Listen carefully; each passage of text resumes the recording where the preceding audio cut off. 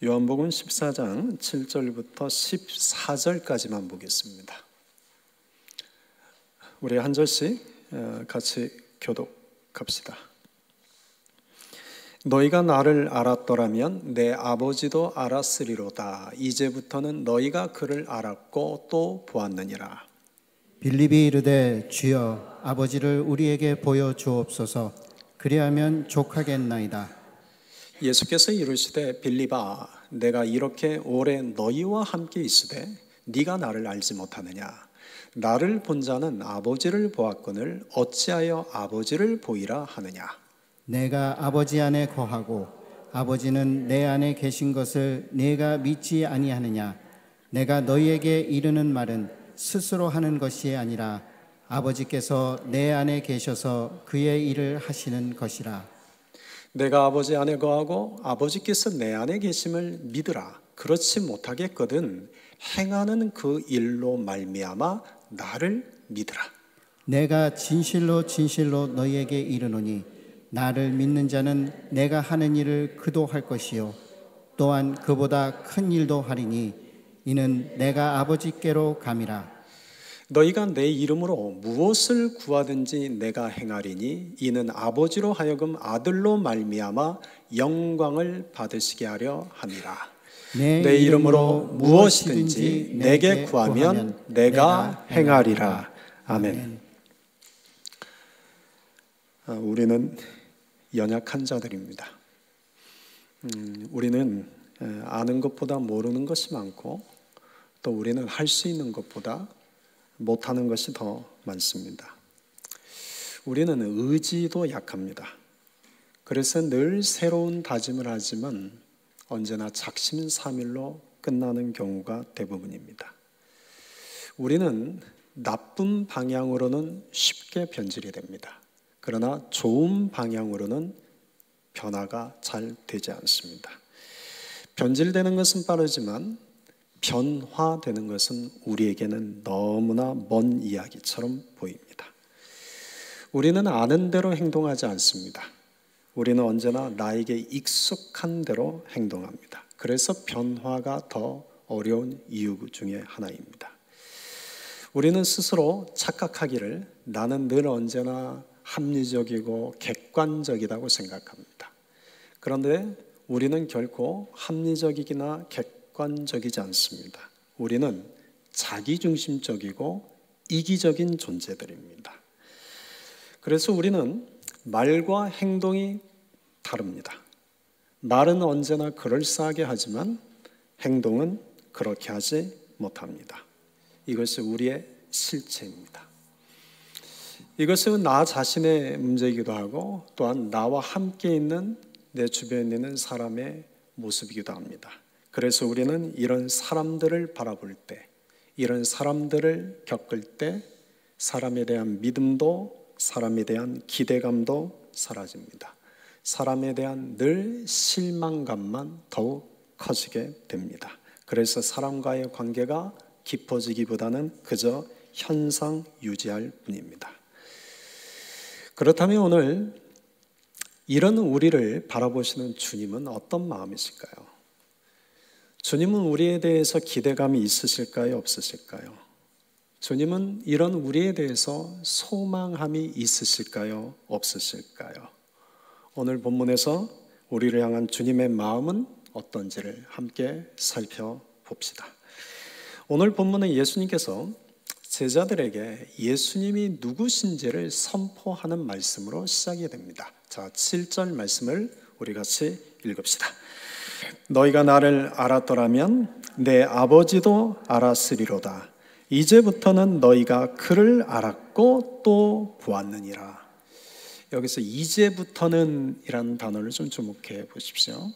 이제부터는 너희가 그를 알았다. 이 말은 하나님을 알았다, 하나님을 보았다라고 말씀합니다. 이전까지는 하나님을 본 자가 없었습니다. 출애굽기 33장 20절에서 하나님께서 모세에게 이렇게 말씀하셨죠.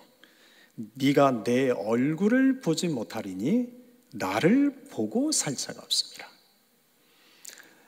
믿음의 선조들이 하나같이 하나님을 만났고 또 하나같이 하나님의 음성을 들었습니다. 그러나 하나님의 얼굴을 똑바로 본 자는 없었습니다.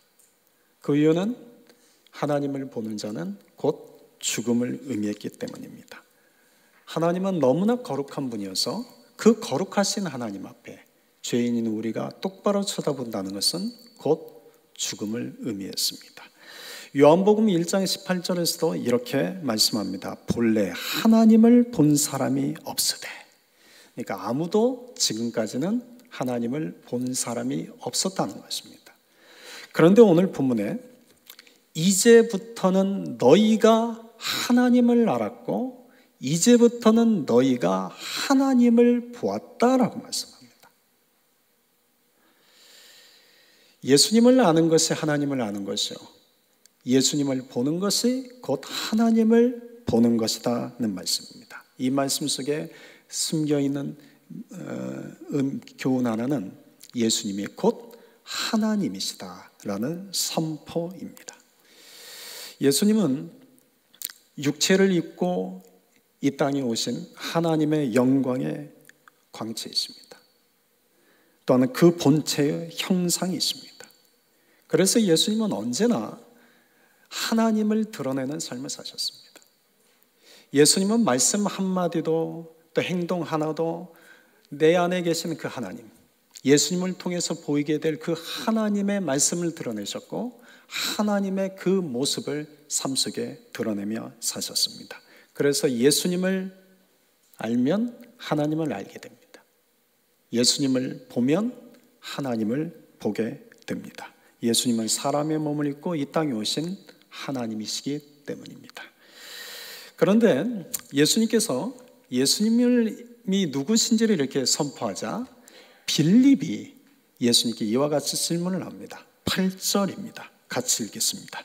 빌립이 이르되 주여 아버지를 우리에게 보여주옵소서. 그리하면 족하겠나이다.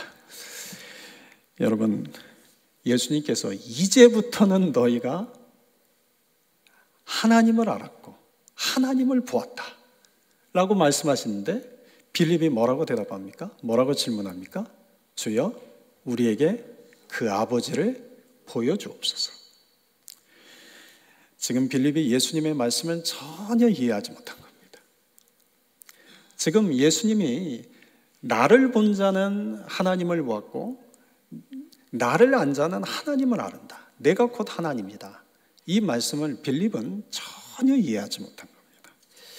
빌립이라는 사람에 대해서 잠시만 이야기하고 좀 넘어갑시다.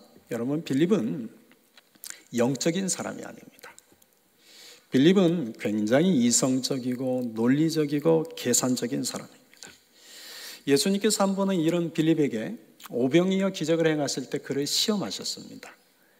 수많은 무리들이 예수님 앞에 몰려오는 것을 보시자 예수님께서 빌립에게 물으셨습니다. 우리가 어디서 떡을 사서 이 많은 사람들을 먹였으면 좋겠느냐라고 물으십니다. 근데 요한복음 6장 6절에 이렇게 기록되어 있습니다. 예수님께서 이렇게 말씀하시면 친히 어떻게 하실지를 아시고, 그러니까 예수님이 이 5천 명이 넘는 무리가 온 사람들을 어떻게 먹을 것을 줘야 될지를 친히 아셨습니다. 이미 아셨는데 빌립을 시험하고자 이 질문을 던진 겁니다.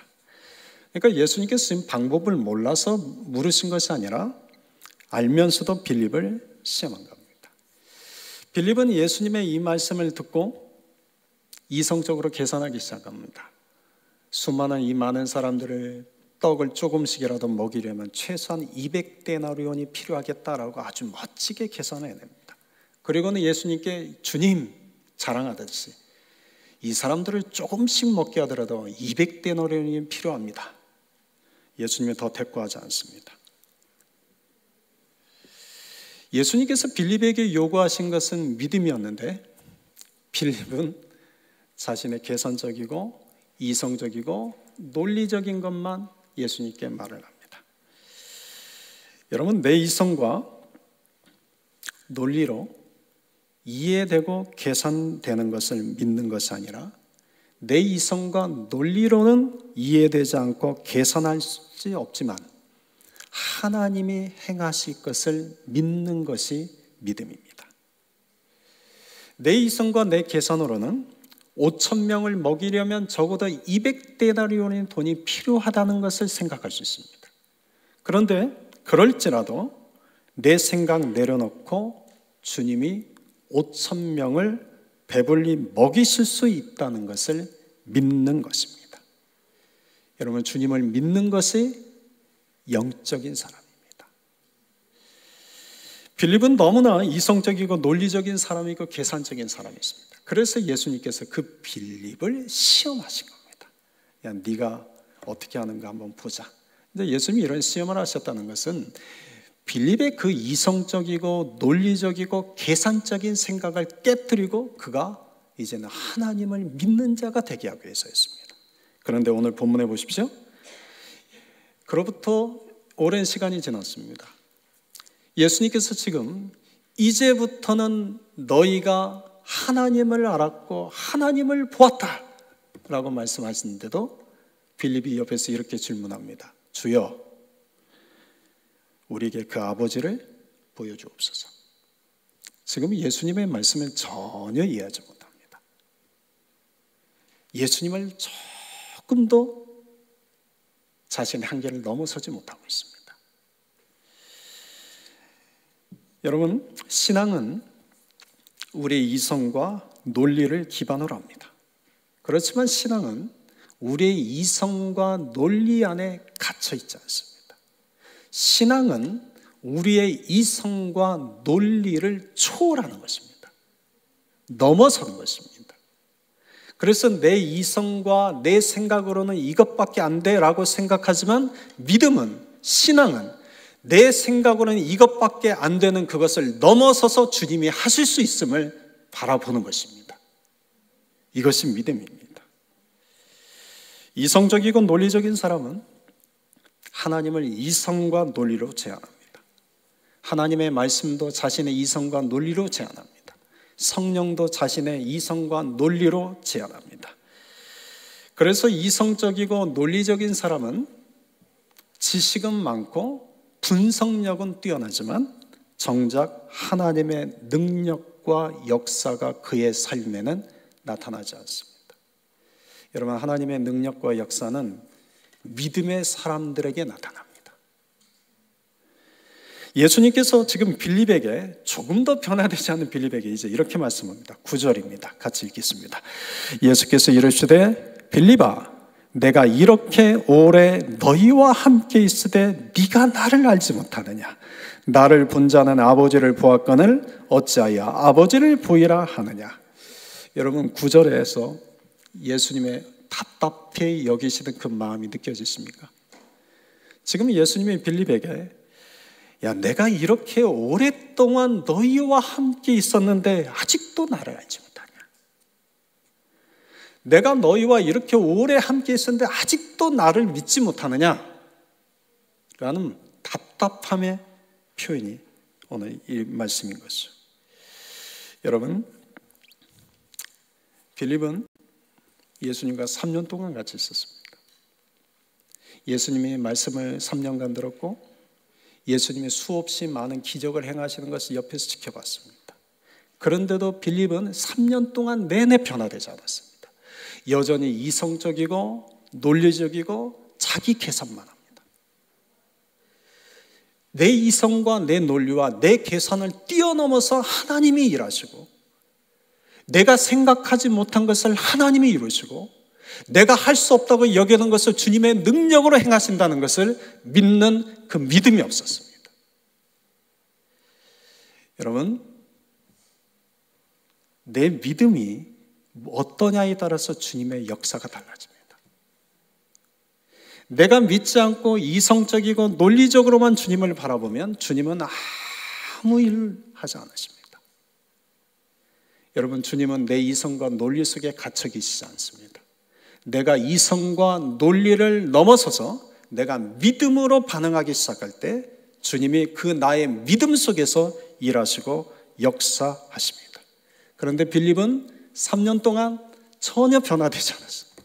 오직 하셨으면 예수님이 빌립을 향해서, 빌립아, 내가 이렇게 오래 너희와 함께 있었는데 아직도 나를 알지 못하느냐?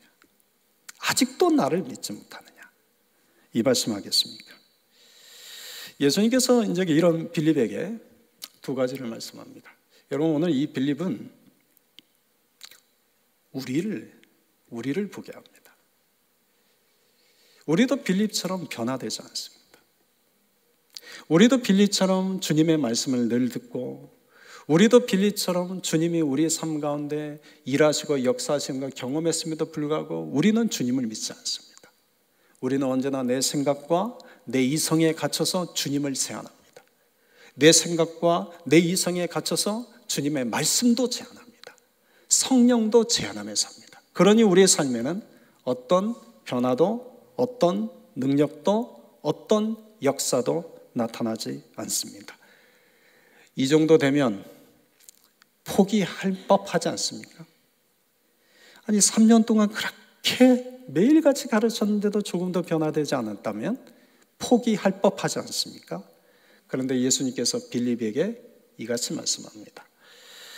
빌립에게 두 가지를 요구하시는데, 첫째는 믿음을 요구하십니다. 10절부터 12절까지 내용인데, 그 중에서 먼저 아버지와 아들이 하나다라는 것을 믿으라고 말씀합니다. 10절을 보시면 내가 아버지 안에 거하고 아버지는 내 안에 계신 것을 네가 믿지 아니하느냐라고 물으신 후에 11절에 보면 내가 아버지 안에 거하고 아버지께서 내 안에 계심을 믿으라라고 말씀합니다.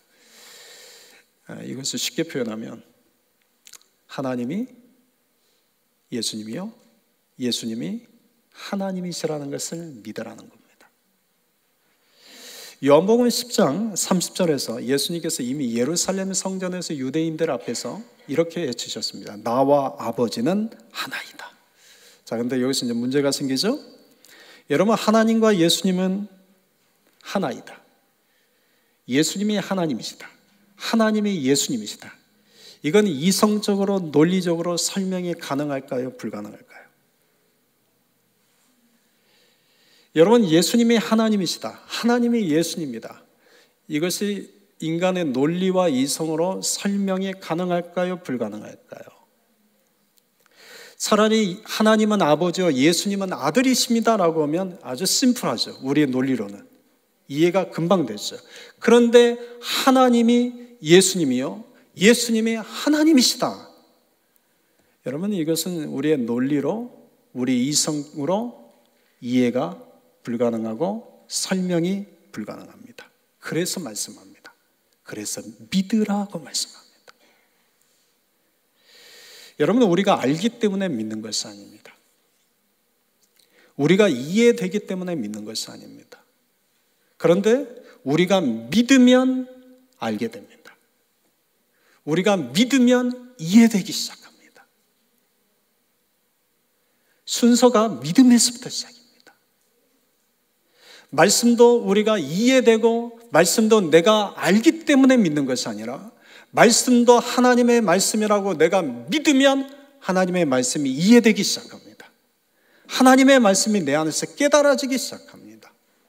하나님이 나의 아버지시요 예수님의 나의 구주시라고 믿으면 그 주님이 내 삶 가운데 일하시는 분이라는 것이 깨달아지고 알게 됩니다. 예수님이 하나님이시다. 예수님과 하나님이 하나이시다 라고 말씀하시고 10절 하반절에 이렇게 말씀합니다.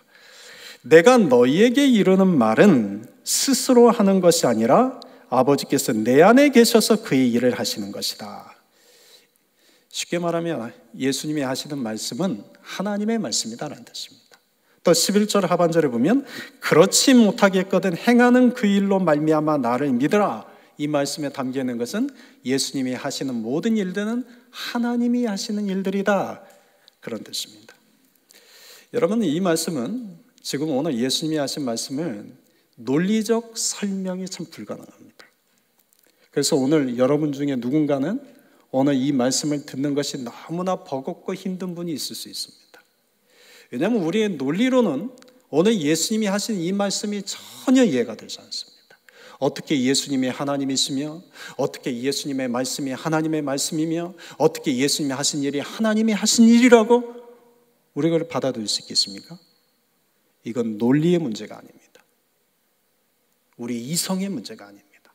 이것은 믿음의 문제입니다. 그래서 예수님이 믿으라고 말씀하시는 겁니다. 먹여야 할 사람은 5천 명입니다. 그런데 손에 가지고 있는 것은 5병이어밖에 없습니다. 겨우 어린아이 하나 먹을 분량밖에 없습니다. 우리의 이성과 우리의 논리로는 불가능한 일입니다.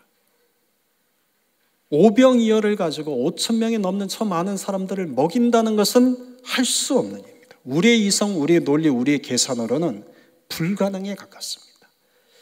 그런데 예수님을 믿을 때 그 불가능이 현실이 됩니다. 그런데 예수님을 믿을 때 그 불가능하게 보여졌던 그 일이 나에게 일어나는 삶의 현실이 됩니다. 하나님의 능력이 나타나고 기적이 일어납니다. 여러분, 하나님은 우리 이성과 우리 논리 속에서 일하시는 분이 아니라 우리의 이성과 논리를 뛰어넘는 믿음 안에 역사하시는 분입니다. 사랑하는 성도 여러분, 생각하지 마십시오. 계산하지 마십시오. 아니, 생각도 하고 계산도 하십시오. 그러나 여러분의 그 생각과 여러분의 그 계산을 따라가지 마십시오. 여러분의 그 생각과 계산 너머에서 주님이 일하신다는 것을 믿는 자가 되십시오. 믿음으로 행하는 자가 되십시오. 마찬가지로 예수님이 하나님이시다는 것, 우리의 생각으로 이해가 안 되십니다. 예수님의 말씀이 하나님의 말씀이요, 예수님이 하신 일들이 하나님이 하신 일이라는 것, 우리의 이 논리로는 설명이 안 됩니다. 그러나 그것을 믿는 자가 되십시오. 그래서 주님은 오늘 우리에게 믿으라고 말씀하십니다. 예수님께서 빌립에게 예수님이 하나님이시다라는 것을 믿으라는 말씀과 함께 또 한 가지를 믿으라고 말씀하십니다. 저는 오늘 본문에 오늘 우리에게 주시는 저는 포인트가 이거라고 생각하거든요.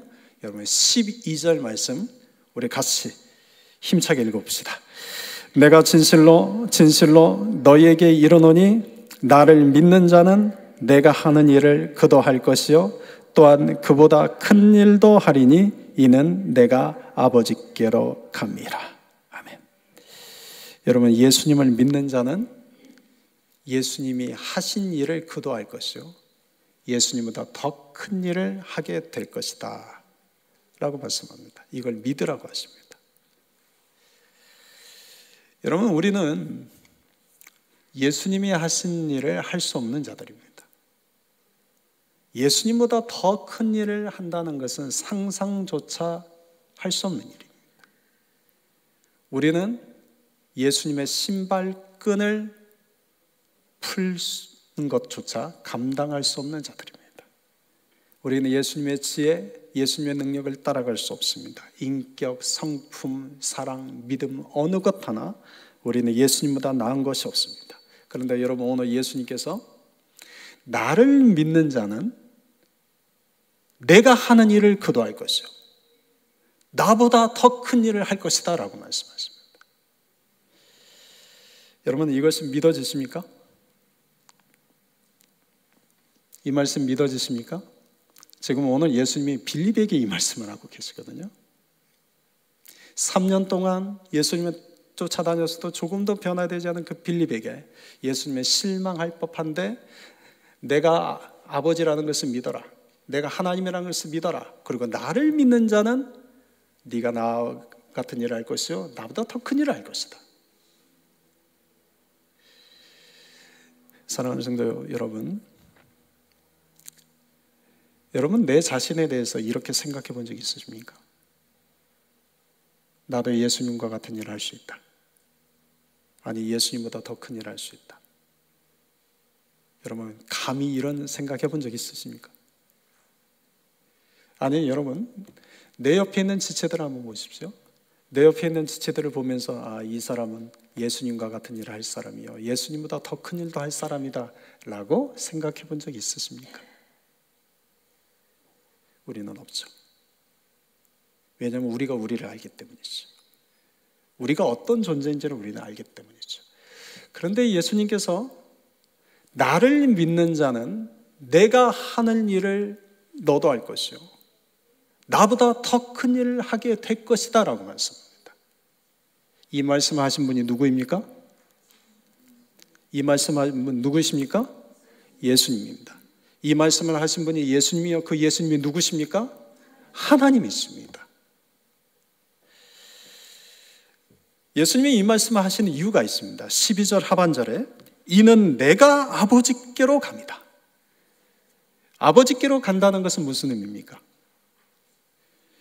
요한복음 16장 17절에 가서 이 말씀에 대해서 좀 더 깊게 풀어주십니다. 16장 7절에 보면 내가 너희에게 실상을 말하노니 내가 떠나가는 것이 너희에게 유익이라. 내가 떠나가지 아니하면 보혜사가 너희에게로 오시지 아니할 것이요 가면 내가 그를 너희에게로 보내리라. 여러분, 이 보혜사는 예수 그리스도의 영이요 하나님의 영이십니다. 그런데 예수님이 아버지께로 가시기 때문에 누굴 우리에게 보내주신다는 겁니까?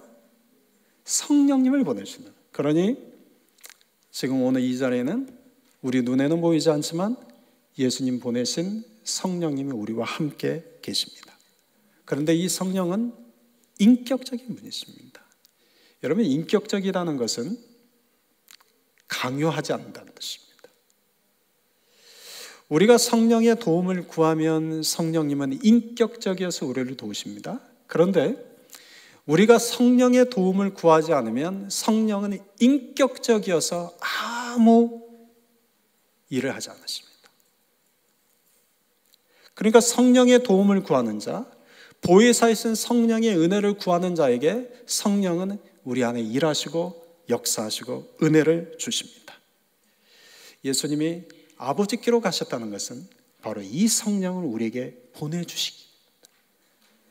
그래서 그 성령의 능력 때문에 우리가 예수님이 하신 일도 하게 되고 예수님보다 더 큰 일도 하게 된다는 말씀입니다. 여러분, 주님은 말씀하신 대로 행하시는 분입니다. 주님이 말씀하시면 그 말씀은 반드시 이루어집니다. 중요한 것은 우리가 그 말씀을 믿는 것입니다. 우리가 믿는 것입니다. 어제 새벽에 이 믿음에 대한 말씀을 여러분에게 나눴습니다. 용서는 사랑의 문제가 아니라 믿음의 문제다 라는 말씀을 나눴습니다. 예수님께서 제자들에게 용서하라는 말씀을 하십니다. 근데 여러분, 예수님은 우리를 용서하시는 게 쉬울까요? 어려울까요? 여러분, 예수님은 우리를 용서하시는 게 쉬우실까요? 어려우실까요? 그건 모르겠습니다. 저는 어렵지 않을까 싶어요. 그런데 여러분, 예수님은 우리를 용서하시는 걸 잘하실까요? 못하실까요? 예수님이 용서하는 것이 쉬운지 어려운지는 모르겠어요. 제가 예수님이 아니니까. 그런데 예수님은 우리를 용서하시는 건 잘하십니다. 자, 그러면 우리는 용서하는 것이 쉽습니까? 어렵습니까? 우리는 용서하는 것을 잘합니까? 못합니까? 그러니까 예수님이 용서하는 건 당연한 거죠? 그리고 내가 용서하지 않는 건 당연한 거죠? 그래서 예수님께서 제자들에게 이렇게 말씀하셨습니다. 누가복음 17장 4절에 만일 하루에 7번이라도 네게 죄를 짓고 7번 네게 돌아와 내가 회개하노라 하거든 너는 용서하라 하시더라. 여러분, 하루에 한 번 용서하는 것도 어렵죠. 그런데 하루에 7번이나 나한테 지금 죄를 짓고 회개하면 또 용서해주고, 그리고 또 가서 또 죄를 지으면 또 회개하면 또 용서해주고, 또 가서 또 죄를 지으면 또 회개하면 용서해주라는 겁니다. 여러분, 우리에게는 너무나 어려운 얘기죠. 버거운 얘기죠. 그냥 하루에 한 번만 용서해주라고 하는 것도 어려운데 하루에 7번 죄를 짓고 회개하고 그러면 용서해줘라. 이걸 반복하라는 겁니다. 예수님께서 너희는 용서하라 이 말씀을 하시자 제자들이 이렇게 예수님께 간구합니다. 누가복음 17장 5절을 보면 우리에게 믿음을 더하소서. 여러분, 우리에게 사랑을 더하소서라고 간구해야 되지 않습니까? 우리가 사랑이 부족해서 용서하지 못하는 것 아닙니까? 내가 사랑하는 마음이 없어서 용서가 안 되는 것 아닙니까? 그렇다면 당연히 사랑을 더하소서라고 간구해야 되는데 제자들이 예수님께 뭘 간구하고 있습니까? 믿음을 더하소서. 여러분, 용서는 사랑의 문제가 아닙니다. 믿음의 문제입니다. 용서는 내 안에 사랑하는 마음은 없다 할지라도, 용서는 내 마음에 남들처럼 어떤 큰 믿음은 없다 할지라도 겨자씨만한 작은 믿음 하나 있으면 그 믿음 때문에 용서하는 것입니다. 여러분, 용서는 누가 하는 겁니까? 내가 하는 겁니까? 예수님이 하시는 겁니까? 예수님한테 이렇게 물으면요, 예수님 뭐라고 말씀하실까요? 우리는 용서는 누가 하는 겁니까? 라고 물으면 예수님이요 라고 대답하면, 예수님께 물으면 예수님 뭐라고 대답하실까요? 니네가 용서하는 거다. 네가 용서하는 거다. 그러면 우리는 이렇게 항변하죠? 주님, 우리는 용서할 수 없습니다. 우리는 용서가 안 됩니다. 근데 어떻게 용서합니까? 예수님 오늘 이렇게 말씀하셨습니다. 나를 믿는 자는 내가 하는 일을 그도 할 것이요 나보다 더 큰 일도 할 것이다.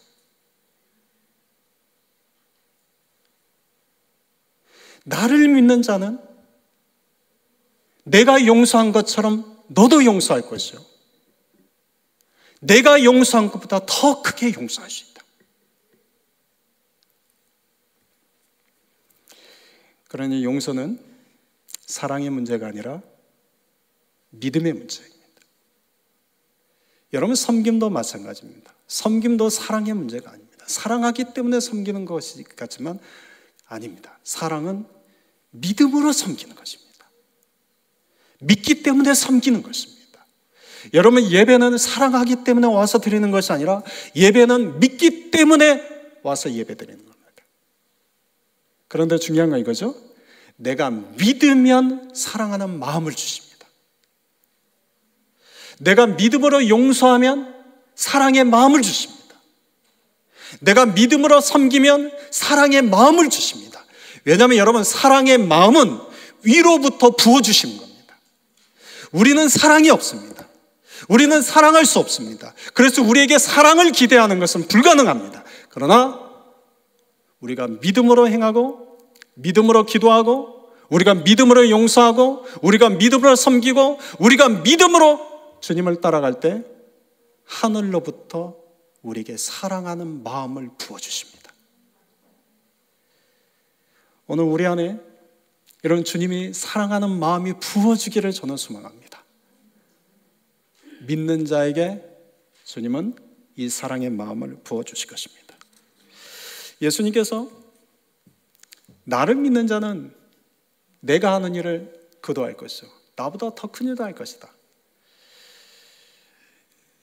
여러분, 예수님은 이렇게 말씀하셨다는 것은 이 말씀대로 이루시겠다는 겁니다. 여러분, 주님이 말씀하실 때는 그 말씀에 우리가 좀 주목해 봐야 될 것은 주님이 그렇게 말씀하신 것은 반드시 그렇게 하시겠다는 겁니다. 그러니까 주님의 말씀대로 주님을 믿는 자들이 주님이 하신 일을 하게 하실 것이요 주님보다 더 큰 일을 하게 하실 것이라는 겁니다. 그런데 한 가지를 더 요구하십니다. 13절, 14절입니다. 우리 같이 읽겠습니다. 너희가 내 이름으로 무엇을 구하든지 내가 행하리니 이는 아버지로 하여금 아들로 말미암아 영광을 받으시게 하려 함이라. 내 이름으로 무엇이든지 내게 구하면 내가 행하리라. 아멘. 여러분, 주님의 말씀을 믿기 때문에 기도해야 할까요? 반대로 말씀을 믿기 때문에 기도하지 않아도 될까요? 말씀을 믿기 때문에 기도해야 할까요? 말씀을 믿기 때문에 기도하지 않아도 될까요? 어떤 분이 간혹 자기 자신을 이렇게 합리화시키며 말합니다. 기도하지 않아도 믿으면 되지 뭐. 기도하지 않아도 믿으면 되지 뭐. 그분의 마음속에는 자신이 기도하지 않는 것 스스로 합리화시키는 겁니다. 근데 여러분, 하나님이 일하시는 패턴이 있습니다. 하나님을 아셔야 됩니다. 하나님은 언제나 말씀하십니다. 그리고 그 말씀하신 것을 우리로 하여금 믿으라고 하십니다. 그리고 그 말씀을 믿기 때문에 기도하라고 하십니다. 그리고 주님은 우리가 그 말씀을 믿고 기도하는 자에게 그 말씀을 이루십니다. 그런데 많은 분들이 말씀하시는 것을 믿는다고 말하고 기도하지 않습니다. 그러니 내 일에, 내 삶에 아무런 일도 일어나지 않습니다. 에스겔서 36장을 보면 바벨론의 포로로 이스라엘 백성들이 끌려갔습니다. 예루살렘은 다 무너졌습니다. 그런데 하나님이 에스겔 선지자를 통해서 바벨론 포로로 끌려간 이스라엘 백성들에게 회복을 말씀합니다.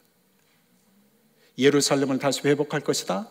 바벨론은 포로로 끌려간 너희들을 다시 이 포로 생활에서 회복시켜 줄 것이다. 그러니까 그 말씀 앞에 이스라엘 백성들이 아멘 하면 주님이 우리를 회복시켜 주실 것을 믿습니다 하고 아멘 하면 했단 말이죠. 그러고 나서 마지막으로 하나님이 이스라엘 백성들에게 한 가지 더 요구하십니다. 에스겔서 36장 37절 같이 읽어봅시다. 주 여호와께서 이같이 말씀하셨느니라. 그래도 이스라엘 족속이 이같이 자기들에게 이루어 주기를 내게 구하여야 할지라. 아멘. 여러분, 믿기 때문에 기도하지 않는 것은 자기 합리화에 불과합니다. 반대로 믿기 때문에 기도하는 것입니다. 기도하지 않는 자에게는 아무런 응답이 주어지지 않습니다. 기도하는 자에게 응답이 주어집니다. 말씀을 믿기만 하면 되지, 속지 마십시오. 말씀을 믿기 때문에 그 말씀을 가지고 기도하는 것입니다. 기도할 때 그 말씀이 내 삶 가운데 이루어집니다. 예수님께서 오늘 우리에게 이렇게 말씀하십니다. 나를 믿는 자는 내가 하는 일을 그도 할 것이요 또한 그보다 큰 일도 하리니. 여러분, 이 말씀 믿으십니까? 이 말씀 한번 믿어보시지 않겠습니까? 내 논리와 내 이성으로는 이해되지 않는 말씀입니다. 아니, 어떻게 내 옆에 있는 사람을 보니 어떻게 주님이 하신 일을 할 수 있겠어? 어떻게 주님은 더 큰 일을 할 수 있겠어? 내 자식들을 내 인간의 눈으로 보면 아이고, 어떻게 그래도 주님이 하신 일을 내 자식이라고 할 수 있겠어? 어떻게 주님보다 더 큰 일을 할 수 있겠어?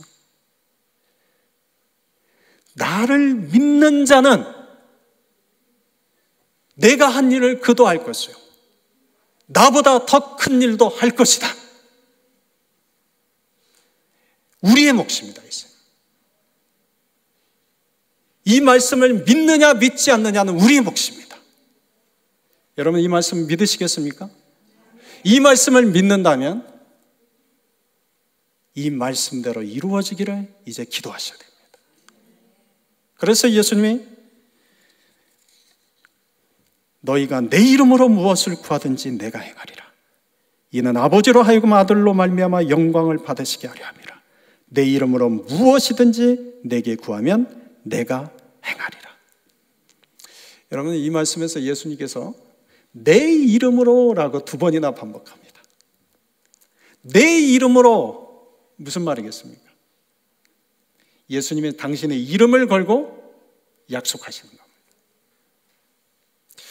여러분, 세상의 대통령도 대통령이 어떤 말을 하면 그 말이 곧 법이 됩니다. 신뢰를 갖습니다. 그래서 대통령이는 말 한마디를 조심해야죠. 그런데 지금 하나님이신 예수님이 이 말씀합니다. 내 이름으로 너희가 구하면 이루어질 것이다. 예수님의 그 이름으로 구하면 예수님의 그 이름을 걸고 이루어 주신다는 겁니다. 그런데 여기서 오해해서는 안 됩니다. 오늘 이 말씀을 잘못 오해하면 내가 무엇을 구하든지 내가 무엇을 갖고 싶었든지 예수님의 이름으로 기도하면 다 이루어지는갑다. 여러분, 오늘 이 말씀을 잘못 이해하는 겁니다. 여러분, 중요한 건 이거예요. 너희가 내 이름으로 무엇을 구하든지 내 이름으로 무엇을 구하면이라고 되어 있습니다. 이 말씀의 의미는 중요한 것은 예수님의 이름입니다. 다시 말하면 예수님의 이름에 걸맞게 기도하면 무엇이든지, 예수님의 이름에 합당하게 기도하면 무엇이든지 다 이루어진다는 뜻입니다. 아무거나 다 기도해도 이루어진다는 그런 뜻 아닙니다. 전에도 한번 제가 소개를 해준 적이 있죠. 어느 분이 미국에서 공부를 하고 한국에 들어가면서 한국에 통증 클리닉, 그 당시에는 통증 클리닉이 없었던 때였습니다, 한국에. 그래서 한국에 가서 통증 클리닉을 차리면 돈을 많이 벌겠다고 이분이 생각을 하고 이제 들어가서 그 계획을 세우고 이제 공부를 마치고 이제 들어가면서 미국이 그 의료용 마리화나 같아요. 지금 생각해 보면 그게 싸잖아요. 그때 당시에는 한국이 그게 너무나 어려웠습니다. 그래서 여기서 자신의 돈을 다 투자해가지고 그걸 몽땅 샀어요. 근데 이걸 한국에 정식적으로 수입을 못하니까 미국에서 한국으로 들어가는 이삿짐 안에 그 몰래 숨겼어요. 그리고는 그 아내 되시는 분이 이제 늘 불안한 거죠. 하루는 저한테 새벽 예배를 마치고 그 아내 되시는 집사님이 기도 부탁을 하는 거예요. 그때 이제 전도사일 때 전도사님 기도 부탁했습니다. 이러이러한데 걸리지 않도록 기도해 주십시오. 제가 어떻게 기도했을까요? 그건 주님과 저만 아는 겁니다. 우리가 하는 기도 중에 주님의 이름에 걸맞지 않은 기도들이 있습니다. 우리가 하는 기도들 중에 주님의 이름에 합당하지 않은 기도들이 있습니다. 여러분, 그런 기도는 들어주는 것이 아닙니다. 내 이름으로 무엇을 구하든지 내가 행하리라는 말씀은 내 이름에 걸맞은 기도, 내 이름에 합당한 그 기도가 무엇이든지 내가 행할 것이다. 여러분, 그렇다면 구체적으로 예수님의 이름에 걸맞은 기도는 무엇입니까? 예수님의 이름에 합당한 기도는 무엇입니까? 좁은 의미로는 오늘 12절 말씀입니다. 12절 말씀 다시 한번 읽어볼까요? 나를 믿는 자는 내가 하는 일을 그도 할 것이요 또한 그보다 큰 일도 하리라. 여러분, 주님의 말씀이 이 말씀 가지고 기도하는 겁니다. 주님, 오늘 내가 주님이 하신 일을 하게 해주십시오. 주님, 내가 주님보다 더 큰 일을 하게 해주십시오. 여러분, 내 자녀들을 보면서 주님, 내 자녀가 주님이 한 일을 하게 해주십시오. 주님, 내 자녀가 주님보다 더 큰 일을 하게 해주십시오. 여러분, 우리 교회 지체들을 보면서 인간적으로는 실망하고 인간적으로는 기대할 것이 없어 보이지만 주님, 우리 성도들이 예수님을 믿는 자가 되어 예수님이 하는 일을 하게 해주십시오. 예수님보다 더 큰 일을 하는 우리 교인들이 되게 해주십시오. 이것이 주님의 이름에 합당한 기도입니다. 넓은 의미로는 누가복음 1장 38절에 나온 것처럼 말씀대로 내게 이루어지게 해주십시오 라고 말씀을 붙잡고 기도하는 겁니다. 말씀대로 이루어지기를 기도하는 것입니다. 사랑하는 성도 여러분, 오늘 말씀을 마무리하겠습니다. 우리 자신들을 돌아보면 우리는 변화가 어려운 자들입니다. 우리 자신들을 보면 우리는 의지가 약해서 늘 작심삼일로 끝납니다. 우리 자신들을 보면 교회를 오래 다녀서 성경에 대한 지식도 많이 알고 또 주님의 역사하신 많은 이야기도 들었지만도 불구하고 우리는 믿음이 없습니다. 언제나 내 생각, 내 논리에 갇혀서 살아갑니다. 우리를 바라보면 실망할 뿐이고 우리를 바라보면 이런 우리에게 무슨 희망이 있겠나 기대감이 없어 보입니다. 그런데 오늘 예수님 우리에게 이렇게 말씀하십니다.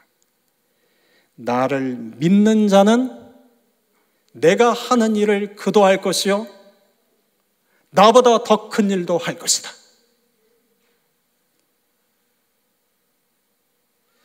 그래서 깨닫습니다. 예수님을 잘 믿는 것이 중요하구나. 사랑하는 성도 여러분, 예수님을 잘 믿는 자가 됩시다. 그리고 그 예수님 안에서 주님의 말씀을 기대하는 자가 됩시다. 주님의 말씀대로 이루어 가실 것입니다. 아멘.